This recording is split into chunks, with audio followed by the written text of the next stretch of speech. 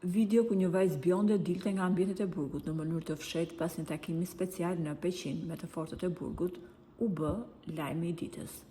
Tashmë, nga sekuestrimi i pamjeve të kamerave të sigurisë, është mësuar se kush është vajza, cilët janë dy personat që ajo bëri takim special atë ditë, sa ka qëndruar brenda ambienteve të burgut dhe kush është personi që xhiroi atë e më pas bëri publikimin e këtyre pamjeve. Nga sekuestrimi i pamjeve filmike dhe i regjistrave të hyrje-daljeve të asaj dite, është konstatuar se vajza ka patur takim special me dy të dënuar, Leonard Dukën dhe Ramazan Rajën. Mësohet të ketë hyrë në burgun e Peqinit në muajin prill 2025, në kulmin e fushatës elektorale për zgjedhjet parlamentare të 11 majit.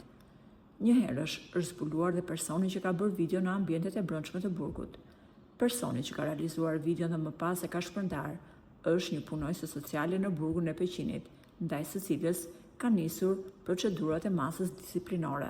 Ndërsa vajza bjonde, e cila është futur në burg, është vajza me inicialet AM, e cila fillimisht ka punuar si gazetare në një televizion lokal dhe më pas është bërë pjesë e showbizit dhe sfilatave të modës.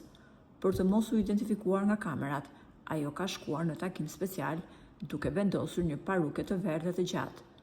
Burime nga burgu i Peqinit bëjnë me dije se pagesa për një takim special në burg varion nga 2 deri në 3.000 euro.